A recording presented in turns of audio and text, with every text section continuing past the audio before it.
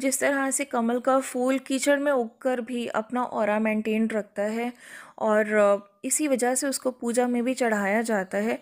तो इसी तरह से हमें कई कई सिचुएशंस में डिटैच भी होना पड़ता है। जो लोग हैं जनरली डिटैचमेंट की टर्म को पॉजिटिवली नहीं लेते, उनको लगता है कि बिल्कुल ही किसी से अलग हो जाने को डिटैच करते हैं, but it's not like that. Detachment का मतलब होता है स्पेस देना। कभी कभी जिन लोगों से हम बहुत प्यार करते हैं, जिनके बिना हम एक सेकंड भी नहीं रह सकते, उन्हें हमें थोड़ा स्पेस देने की ज़रूरत होती है ताकि हम भी समझ पाएँ कि वो हमारी लाइफ में क्या वर्थ रखते हैं और हमारी सेल्फ रिस्पेक्ट भी हम मेंटेन कर पाएँ।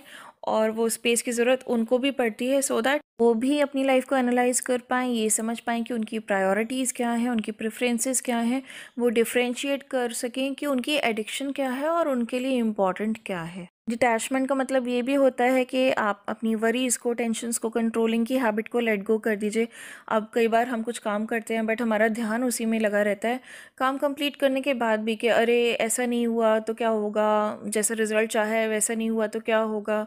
या हम किसी से कोई बात करते हैं, कोई रिलेशनशिप से रिलेटेड एस्पेक्ट ले लीजिए, अगर हम किसी से कोई बात करने वाले हैं तो हमें लगता है जैसा रिस्पॉन्स मैं चाहता हूँ वैसा नहीं मिला तो क्या होगा। फाइनेंशियल गेंस की बात ले लीजिए, आपको लगता है कि जैसा मैंने कहीं इन्वेस्टमेंट की, जैसा मैंने रिज़ल्ट चाहा उस हिसाब से रिज़ल्ट नहीं आया तो क्या होगा। आप कोई भी एस्पेक्ट ले लीजिए, जहाँ भी आपको लगता है कि आपकी एक्सपेक्टेशन फुलफ़िल नहीं होगी, आप चीज़ों को कंट्रोल करने की कोशिश करने लगते हैं, बहुत टेंशन ले लेते हैं, वरीड हो जाते हैं और रिज़ल्ट आने के पहले ही आप अपने हेल्थ इश्यूज़ क्रिएट कर लेते हैं। तो इस केस में भी डिटैचमेंट की बहुत ज़रूरत होती है। So just let go of worries and tensions and controlling. Detachment इसलिए ज़रूरी होता है ताकि आप हर समय टेंशन में ना रहें। आप अपनी एनर्जीज़ को जो सही जगह है वहाँ पर फोकस करिए, जहाँ पे चीज़ें आपके कंट्रोल में हैं आप वहाँ पर अपनी एनर्जीज़ को यूटिलाइज़ कीजिए, यूज़ कीजिए। लेकिन जो चीज़ें आपके हाथ में नहीं है वहाँ पे आप अपना बेस्ट देकर गॉड को सरेंडर्ड हो जाइए।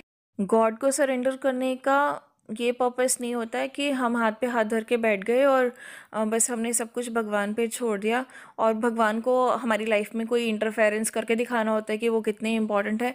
It's never like that.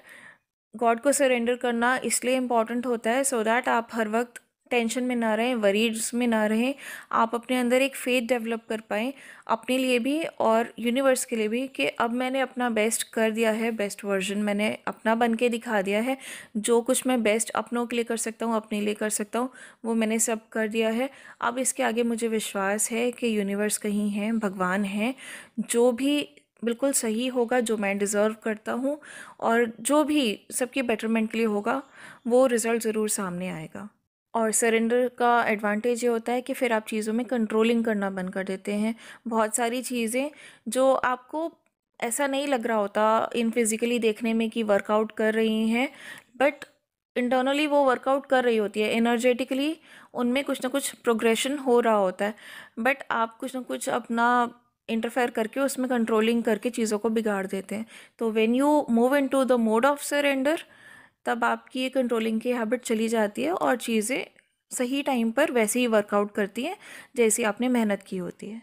Relationships में भी डिटैचमेंट इज़ लाइक कि अगर हमारा कोई अपना किसी गलत चक्र में फंस गया है और हम उन्हें समझा रहे हैं वो नहीं समझ रहे, तो इट्स नॉट लाइक कि हम भी उनके साथ साथ उस चक्र में फंस जाएंगे जस्ट बिकॉज कि हम उनको अकेला नहीं छोड़ सकते, उसमें हम उनसे बहुत प्यार करते हैं। इट्स लाइक उस चक्र में फंसने से उनको जो सीखना है, जो उनकी लाइफ में स्क्रिप्टेड है गॉड के द्वारा, वो तो होगा ही होगा, but be there for him. आप उस चक्र में मत फंसिए, बट खुद को मजबूत कीजिए, इतना स्ट्रेंथ में लाइए, इतने पावरफुल होइए कि जब वो पर्सन उस समय चक्र से अपने लाइफ लेसन्स, अपनी लर्निंग्स सीख कर बाहर आएँ, तब आप इतने कैपेबल हों, इतने सक्षम हों कि आप उनका हाथ थामकर उनको भी अपनी मजबूती दे सकें और उनका हाथ पकड़कर उनके साथ सही रास्ते पर चल सकें। और इसे ही कहते हैं अनकंडीशनल लव। और अनकंडीशनल लव में डिटैचमेंट की इम्पॉर्टेंस जो है वो बहुत ही बड़ी है। ये बहुत सारे सिचुएशंस में हमको फॉलो करना ही पड़ता है, बट इसको फॉलो करने के लिए इट्स इम्पॉर्टेंट, और अनकंडीशनल लव फॉलो करने के लिए भी इट्स वेरी इंपॉर्टेंट कि हम खुद पर वर्क करें और अपना कॉन्शियसनेस जो है वो रेज़ करें, खुद को स्ट्रॉन्ग करें और इतने पावरफुल हो जाएं कि जब हमारे अपनों को हमारी ज़रूरत पड़े हम उनके लिए अवेलेबल हों, पूरी पॉजिटिविटी के साथ, पूरी एक्सेप्टेंस के साथ हम उनको एम्ब्रेस कर सकें।